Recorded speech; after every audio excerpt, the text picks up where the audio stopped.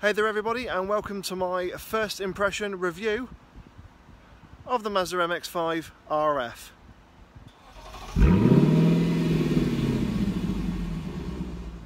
So everyone, welcome to the Mazda MX-5 RF.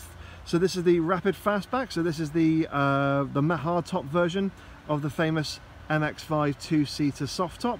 As you can see, it's finished in that wonderful machine grey metallic paint, which I believe is still bespoke to the RF. It just looks absolutely stunning.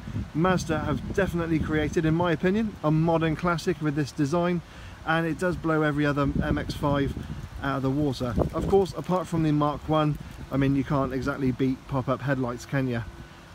But as you can see, so this one here is the GT Sport Nav, and it's also fitted with Mazda's latest version of their 2-litre petrol engine. So instead of it being 160 brake horsepower, it's now 184.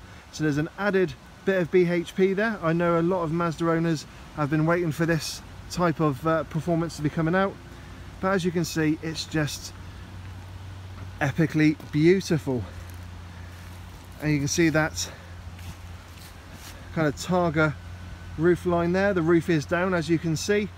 It does fold away. You'll see footage of me driving it and with the roof going up and down, but it is absolutely stunning. I won't go into too much detail.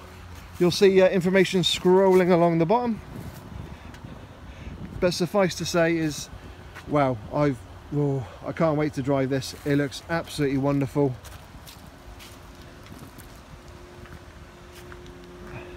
And that paint job really does stand out. So if we come to the interior, so this has got the Nappa leather, which is in a wouldn't say tan, more of a dark brown, but as you can see, it's got the Bose sound system. I do love the fact that they're integrated into the headrests. Not had a chance to listen to me tunes whilst driving this because I've not got the car for long, but as you can see, it's got a lovely functional interior, very much the same as the Fiat 124, but then again, they do share a lot of the same components, including the interior.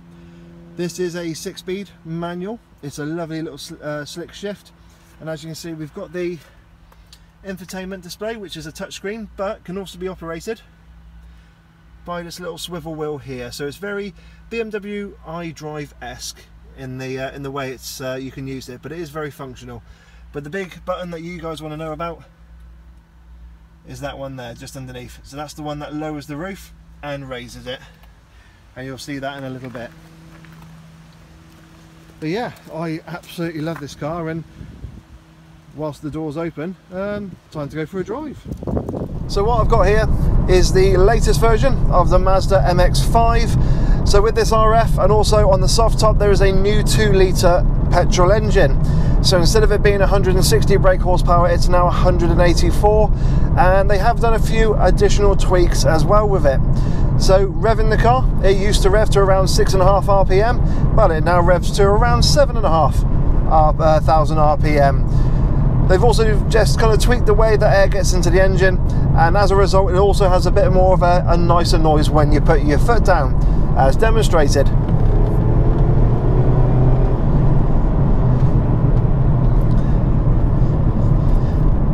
But other than that, everything else remains the same. It's still the brilliant little rear-wheel drive sporty car, sporty two-seater should I say. And I have to be honest, personal opinion, the RF just looks so much nicer than the soft top. I love that kind of Targa look to it, and as you can see, the roof is currently up, but I will demonstrate in a few moments when the roof goes down. And with the roof up, it's surprisingly quiet in here. It's actually very nice and refined. Yes, because you're sat very low and, you know, your buttocks are nearly kissing the tarmac. There is a bit more road noise. You are very low to the ground, and it is very visceral in the way it presents things to you. But there is a nice air of refinement in the car, and I do like it. I do as well enjoy the dashboard layout.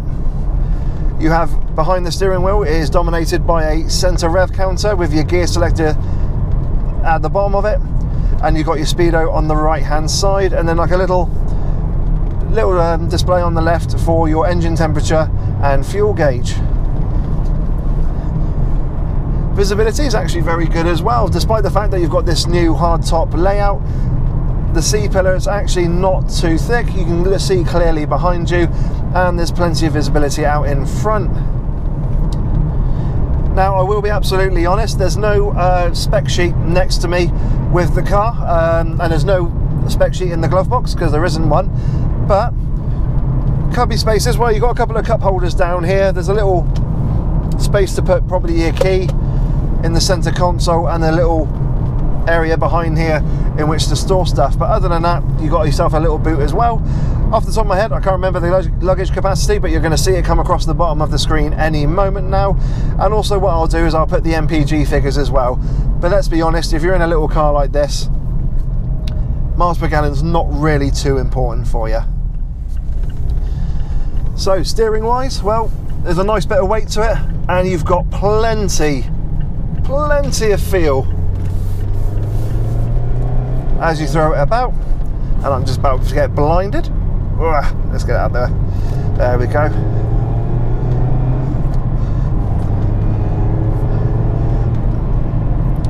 And I have to say, it's been a while since I drove the previous generation 2-litre petrol on this, but there is actually a nice noise to the to this updated engine. It's got a nice feel to it. So I mentioned with this being the RF, there's actually a metal folding roof on the car instead of it being a standard soft top, which you operate by hand. So there's a little lever down on the dash, and with the flick of a button,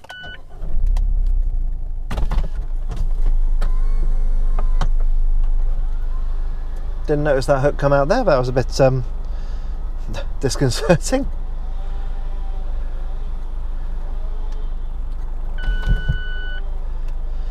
And there you go. That's the roof down, so there's nice open area like a proper Targa. So it does mean the top of my head's going to get very cold. Thank you very much, receding hairline. But yeah, let's go for another drive.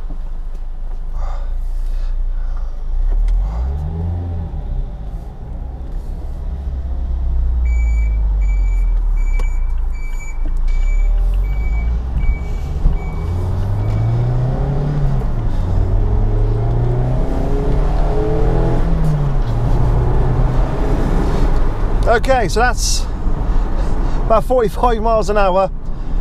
I've done it in real time as well, so you can hear it. There's a lot of wind noise that's just come off the top of the car. Wonder if I put the windows down, if that does anything. Okay, that's just increased the wind coming into the car.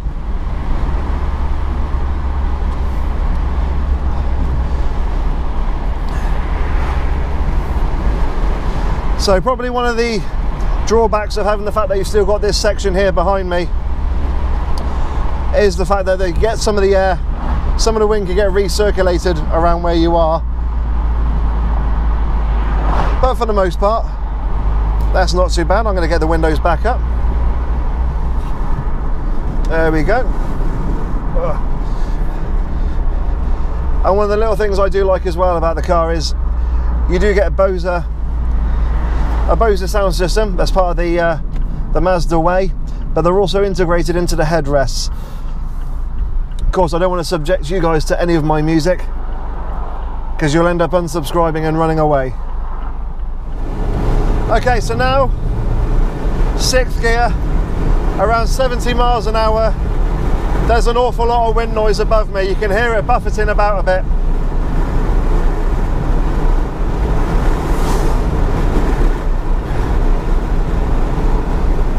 I'm not sure how long you could deal with that before you needed to stop, pull over and get the roof back up, but I might possibly get the roof back up in a moment because I am a bit of a wuss. No, I'm not. It's just winter and it's cold. Sure, the sun is out a bit, but it is around about 12-13 degrees Celsius, or whatever that is in Fahrenheit for you.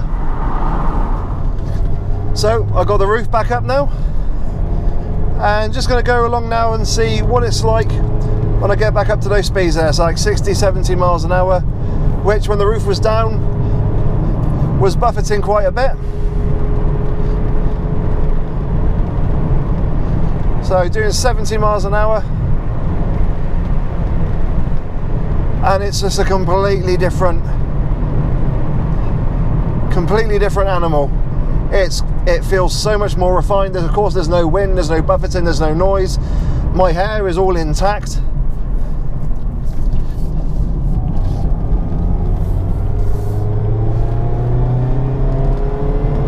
And I think as well, with the roof up, you can just hear that engine a little bit more in the cabin. It's sounds a little bit more refined because you haven't got that wind constantly kicking you there.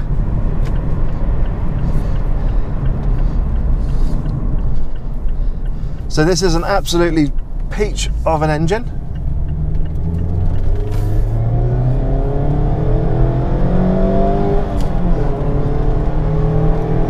So we are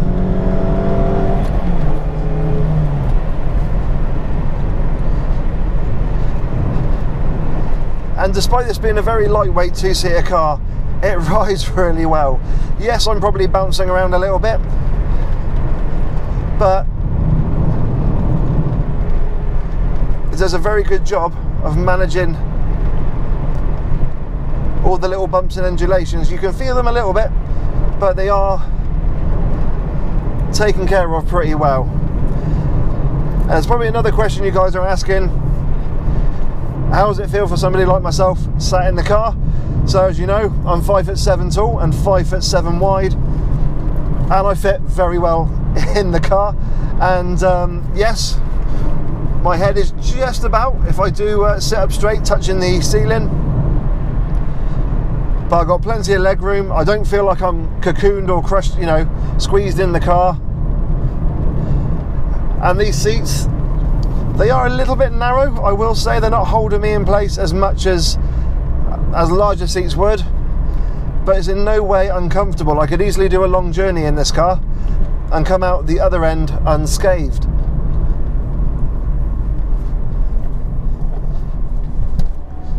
It's definitely one of the reasons why I love the MX-5 so much, and why so many other people do as well.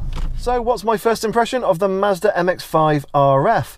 Well, I drove the soft top a couple of years ago and it was a hoot to drive, and adding a hardtop version to the range has only boosted its appeal.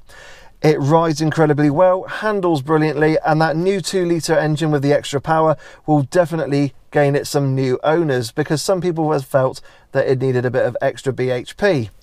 Granted, it's not the most practical car in its class, and with the roof down, yes, there is a lot of wind noise that kind of gets into the cabin. But let's be honest, it's a small trade-off for what is a classic 2-seater little sports car. And if I was to give my absolute honest opinion, this is a car that I would seriously consider buying with my own money. I absolutely love the look of it. I love it as well in this dark metal grey. And the cabin is just a joy to use, and it's actually very functional. So yeah, the Mazda MX-5 RF gets a definite thumbs up from myself, and it's no longer the old cliche hairdresser's car of the past. I mean, let's be honest, looking at me, I don't need to see a hairdresser, and I definitely don't look like one, because my beard is perfect anyway. But cheers guys, I hope you've enjoyed this first impression of the Mazda MX-5 RF. As always, click on the subscribe button underneath, and don't forget to hit that bell notifications icon. Lets you know when AutoBears brings out a new video. Don't forget as well guys, I'm on Instagram, Facebook and Twitter, and yeah, if you've got any comments, please put them down below. If you've got any questions regarding the car and my first drive of it, of course, post them as well. But thanks very much guys, we'll see you in the next video, and have yourselves a great one.